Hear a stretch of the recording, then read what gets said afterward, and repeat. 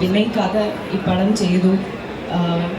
കഴിഞ്ഞ ആഴ്ച പോലും ഞങ്ങൾ പ്രൊമോഷൻസിൻ്റെ ഇടയ്ക്ക് ആ സമയത്തും ഗൗരി ഇവിടെ വന്നിരിക്കും, ഞാൻ പറഞ്ഞുതരാം എന്തൊക്കെയാണ്.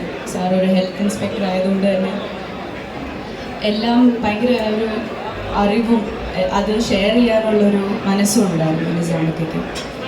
അത്രയും പാഷനറ്റ് ആയിട്ടാണ് ഈ ഒരു കഥ എഴുതിയതും ഇത് റിലീസാവാൻ ഏറ്റവും പ്രതീക്ഷിച്ചതും നിസാമയ്ക്കാണെന്ന് എനിക്ക് തോന്നുന്നു.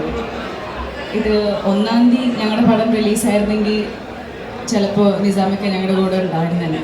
അപ്പോൾ ആദ്യത്തെ പ്രശ്നം സമരം, പിന്നെ അത് കഴിഞ്ഞ് ഞങ്ങളുടെ ടൈറ്റിലിൻ്റെ പ്രശ്നം, സെൻസറിൻ്റെ. അത് കഴിഞ്ഞ് പെട്ടെന്ന് 2 ദിവസം മുമ്പ് ഒരു ഷോക്കായിരുന്നു നിസാമയ്ക്കയുടെ മരണം.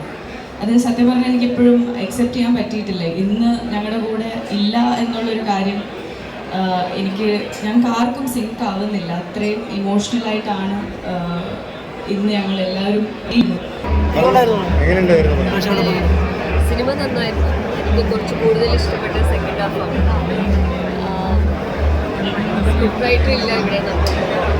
നിസാമയ്ക്കയുടെ കുഞ്ഞ് ജനിച്ചു, ആ സന്തോഷമുണ്ട്. പക്ഷേ കുഞ്ഞിൻ്റെ അമ്മയില്ല എന്നുള്ളൊരു വളരെ വലിയ നമുക്കൊപ്പം ഉണ്ട് എന്നുള്ളൊരു വിശ്വാസമുണ്ട്. പുള്ളിയുടെ ആഗ്രഹമായിരുന്നു, അത് കാണാൻ പോയില്ല.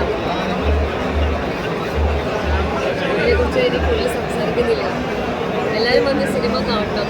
ഇതൊരു ഫാമിലി സിനിമയാണ്, കുറച്ച് നർമ്മമുണ്ട്. എല്ലാം ഇതിൻ്റെ ഒരു സിനിമ എന്ന് ഞാൻ പറയുന്നില്ല, പക്ഷെ നിങ്ങൾക്ക് കണ്ടാൽ ഇഷ്ടപ്പെടും. വളരെ രസകരമായി നമ്മുടെയൊക്കെ ജീവിതത്തിൽ നടക്കാവുന്നതും നാട്ടിൻ്റെ അടുത്തും ഒക്കെ നടക്കാവുന്നതും ഉദ്യോഗസ്ഥർ, നമ്മുടെ സമൂഹത്തിൽ ഉദ്യോഗസ്ഥർ ചെയ്യുന്ന ചില കാര്യങ്ങൾ നമുക്ക് കെണിയായി വരാം. അതെന്താന്ന് പറയുന്നില്ല. പല കാര്യങ്ങളും നമ്മൾ എന്നും സർക്കാർ സംവിധാനത്തെ ആശ്രയിക്കുന്ന ജനങ്ങളാണ്. അപ്പോൾ സാധാരണക്കാരനാകട്ടെ ആരാകട്ടെ സർക്കാർ സംവിധാനത്തെ ആശ്രയിക്കുമ്പോൾ സംഭവിക്കുന്ന ചെറിയൊരു പിഴവ് പോലെ ഒരു കുടുംബം, ഒരു ഗൃഹനാഥനും ഒരു കുടുംബവും മൊത്തം ഒരു നാട്ടിൽ അനുഭവിക്കുന്ന ഒരു കർഷകയാണ്. കണ്ടു തന്നെ മനസ്സിലാക്കേണ്ടതാണ്. നമുക്കാർക്ക് വേണമെങ്കിൽ സംഭവിക്കാവുന്നു. ഇത് ഒരു സംഭവം മാത്രമല്ല, ഈ ഒരു സംഭവത്തെ മുൻനിർത്തി പല കാര്യങ്ങളും നമ്മുടെ സമൂഹത്തിൽ നടന്നുകൊണ്ടിരിക്കുന്നു. അപ്പോൾ എല്ലാവരും കാണേണ്ട ഒരു ചിത്രമാണ്. മറ്റൊന്ന്, ഇതുപോലെ ചെറിയ ചിത്രങ്ങൾ വിജയിക്കേണ്ടത് കൂടി ആവശ്യമാണ്.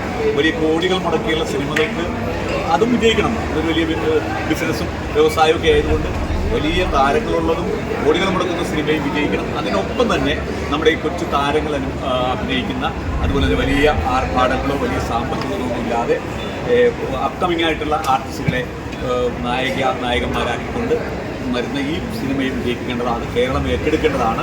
കുടുംബങ്ങളും എല്ലാവരും ഏറ്റെടുക്കേണ്ടതാണ്, കാണേണ്ടതാണ്. സംവിധാനവും അഭിനയവും അതുപോലെ സംഗീതവും ഒക്കെ തന്നെ ഒരു കൊച്ചു സിനിമയുടെ ആ ഒതുക്കത്തോടു കൂടി അവതരിപ്പിച്ചിട്ടുണ്ട്. എല്ലാവരും കാണേണ്ടതാണ്.